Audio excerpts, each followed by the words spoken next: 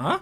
Hey, what's up guys, I am Black Ops 18. This just caught my eye. The typical yearly review from IGN about the latest Call of Duty. This one specifically to do with zombies, though when I read the caption, Black Ops 7's iteration of zombies isn't bad, but it feels like a remnant of something greater, a shambling corpse that reminds us of the person it used to be. Okay, you've caught my attention with that title. Let's go ahead and take a look at what professional reviewers think about this year's zombies mode, because looking at the community's reaction, it's actually really good. Surprisingly, coming off the back of Black Ops 6, which was mediocre to say the least, and then having Modern Warfare 3 before that, and Vanguard Zombies before that, and even Cold War Zombies before that, you could argue this mode hasn't been at its peak for a long time now, but Black Ops 7 at least has been getting surprisingly good reviews from the general audience. Me, personally, I gave it an 8 out of 10. Well, let me reiterate, I gave Ashes of the Damned an 8 out of 10, but Black Ops 7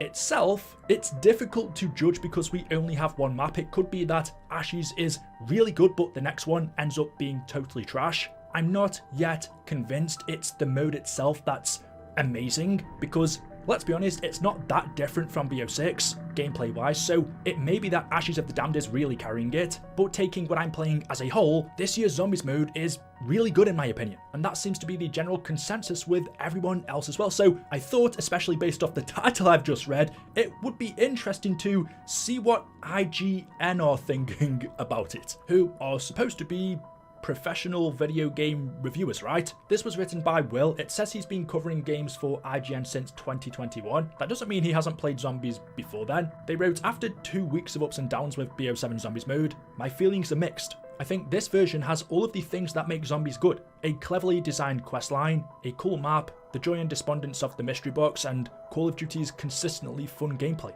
Okay, I'm not sure about that one. But those returning strengths don't shine this year in the way they usually do, with an Easter egg hunt that is too big, too time consuming, and too unwieldy to wholeheartedly recommend. It's not bad per se, but it can be frustrating in a way that might make you bow out early. First, I come with a confession, one that serves as the foundation of the thesis of my review. My squad and I, brave souls who conquered Black Ops 6 Zombies last year and several others before, have not beaten Black Ops 7's signature Ashes of the Damned map at the time of this writing.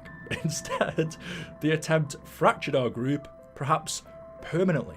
One member threw up his hands and simply walked away after a particularly devastating loss, leaving us down a man and his not insubstantial institutional knowledge and skill. Another was temporarily banned from our Discord after our last best run. We were so close, friends, so tantalizingly close, and we came up short. You might reasonably ask, yes, why issue a review if you haven't finished it? A few reasons, dear reader. First, we always try to learn the map and discover the process for ourselves, because this is how the average person will do it. Second, because our failure mirrors what I feel other teams will experience playing Ashes of the Damned, making it a crucial part of both this year's game and this review. And third, because I have seen damn near everything this mode has to offer, except for the finale itself. And I already have a good idea of what Ashes of the Damned is. A very good map that can be exceptionally frustrating, especially if you use matchmaking to team up with random players. That often doesn't work as it should. Before I continue, I haven't pre-read this yet, so I don't know what else he's going to mention. He might clarify what I want to say, but I do think it's valid to form an opinion based off not having completed the Easter egg. He does say he's tried it. I don't know how far he got. It could be up to the boss fight. It could just be up to the Yuri's lab stage, which is about halfway through.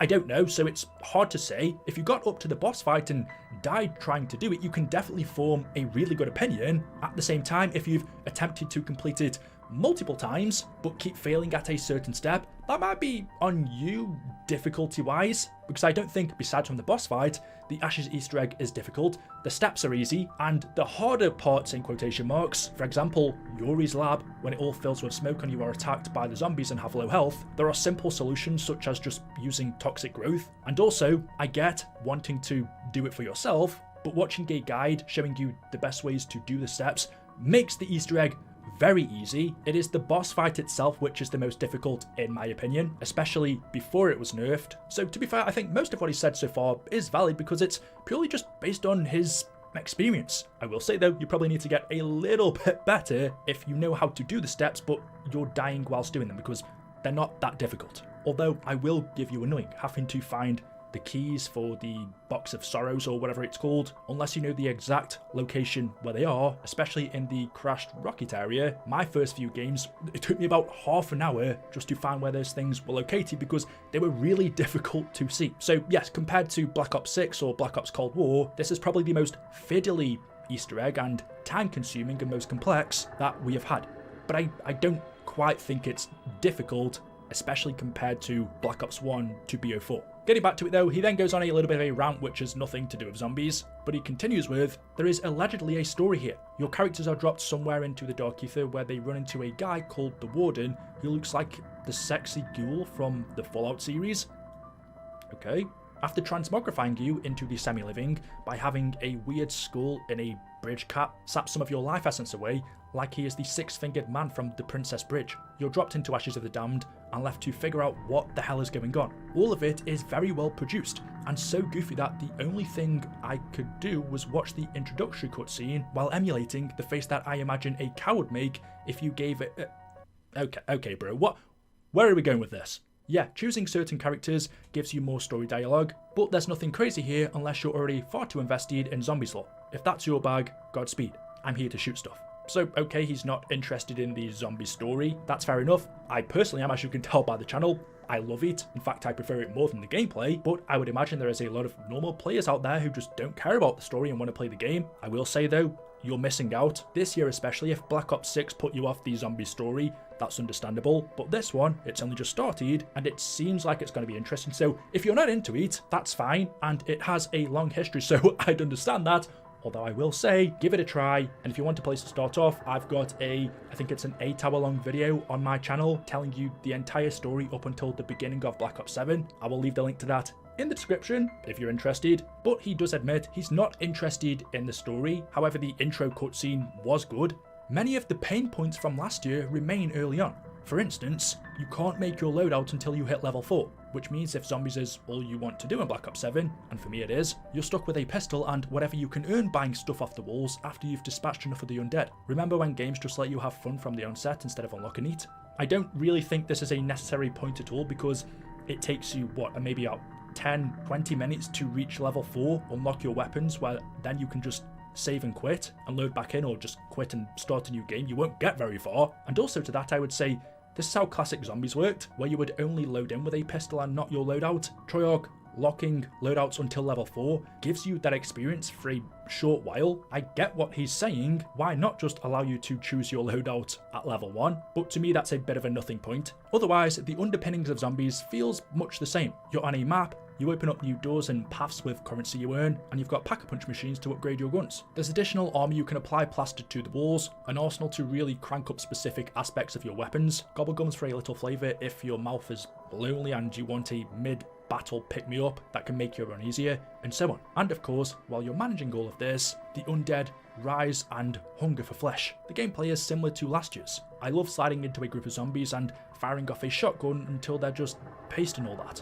No, what's new are the maps. Van Dorn Farm is there for your classic round-based survival attempts on a smaller map, Dead Ops Arcade for something a bit more ridiculous, and Cursed for the ultra-hardcore. But the 7-course dinner of it all is Ashes of the Damned. The Easter egg heavy, how does anyone figure any of this out gauntlet that you'll have to clear if you really want to say you've beaten this year's iteration. Ashes of the Damned is utterly massive, a monstrous figure 8 with several different subsections that in past years might have stood alone as single maps. Now they're all connected by roads you'll travel in a truck called Tessie. He then goes on to say he loves the truck, he likes the mechanics of it, the pack-a-punch machine that's attached to it. A lot of his runs ran the same way, getting Tessie upgraded, praying to pull the ray gun from the mystery box, and then start doing the rest of the Easter eggs. He also says doing the map right means doing it quickly, before the round count gets too high and the zombies get too strong, and there's a fun sense of progression that comes with that. I would agree to a certain extent, although I don't think it matters as much. I just don't find this game difficult at all. So to me, whether I pack a punch on round 10 or round 15, 20, okay, 20 is a bit extreme, but I don't feel like I'm in a hurry to get to that, whereas in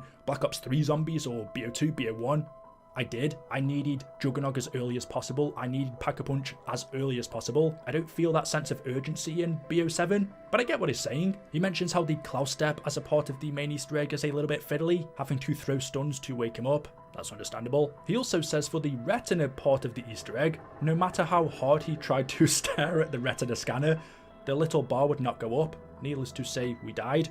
That might be because you're doing it wrong. You don't look at the scanner, you just stand in the circle and make sure zombies don't come in it. So that's kind of on you for not doing the step right. And off the back of that he writes, and that's the thing, right? You're going to die. You're going to die because someone forgot to get an item that you needed and you weren't a high enough level to craft it at the bench. This, for the record, is extremely dumb. Just let me make a throwing axe. Yes, you can find one in the map if you know where to look. That isn't the point. I actually agree with that. I don't mind Treyarch locking equipment on the crafting table under levels, but don't then make that specific locked equipment mandatory for the Easter egg. Yes, you can find them in the map. Yeah, I find that a bit annoying as well. He basically says with this, if you screw up in zombies, you will die. It doesn't matter how good that run was, because aside from whatever account progression you earn during it, it all gets wiped away when you fail. Yeah, that's zombies. If you die or you end your game, unless you saved and quit, that's it. There's no loading back into the round you were on. You have to start again. That's just how COD Zombies has always worked. But he says that doesn't bother him. Failure is a part of the gig, and he fully intends to finish the zombies mode, I'm guessing he means the main Easter egg, in the next few weeks. But it did break up a group that has a long history of doing this, and he gets why they were demoralized.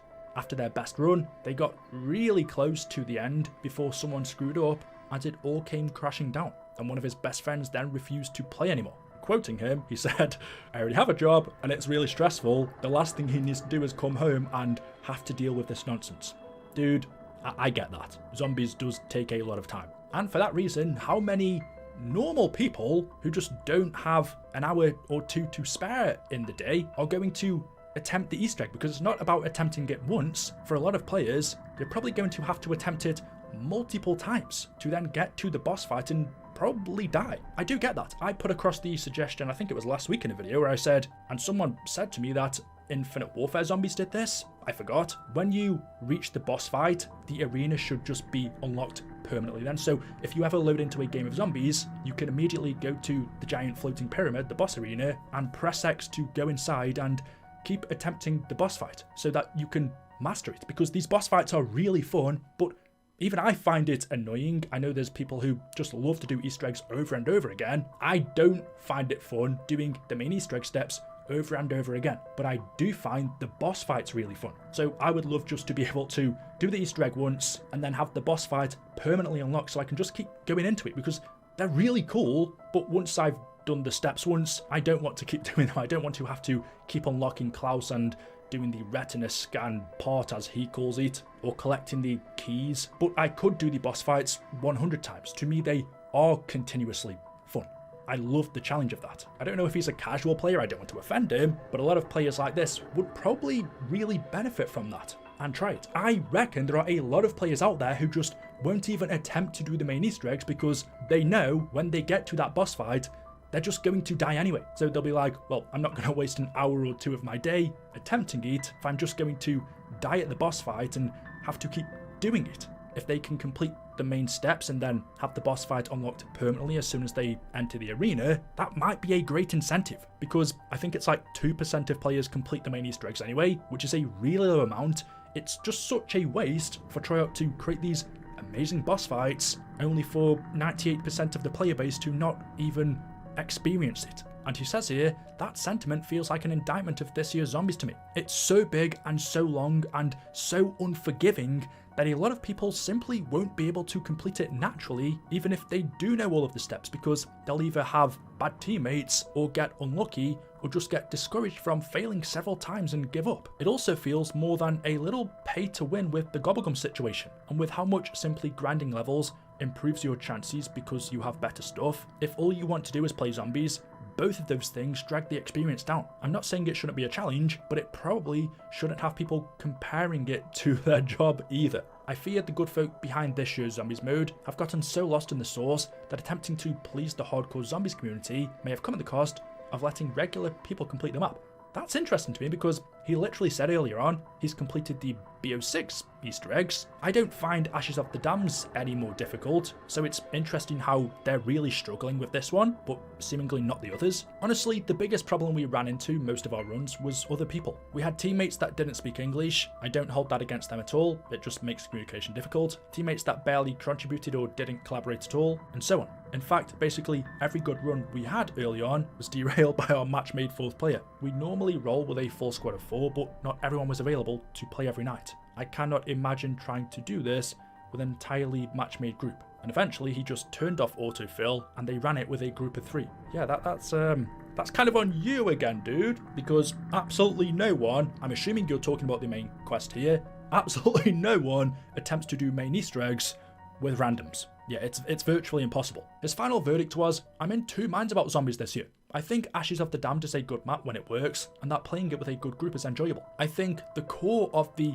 do all the Easter eggs design is still quite strong. I also think the map is too damn big, that this year's Easter egg hunt takes too long to do in a single sitting, that the experience when you're match made with other players is miserable, and that there's something inherently scummy in locking the ability to do basic things like crafting a throwing axe at a workbench behind a level requirement, when you need one to perform parts of the Easter egg. The map being this difficult in a game that is more than happy to sell you impactful gobblegums for real money also just feels bad. I wouldn't blame anyone for bowing out before they saw the end. I know I don't blame my group for deciding enough was enough, though I am still personally determined to keep going. I can't call this iteration of zombies bad, but it feels like a remnant of something greater, a shambling corpse that reminds us of the person it used to be. So the majority of this seems to be about the main quest. It seems like at the time this review was written, they tried it about 5 times, I could be wrong. I'm also not too sure if he's watching guides or not, because while the Easter egg is definitely more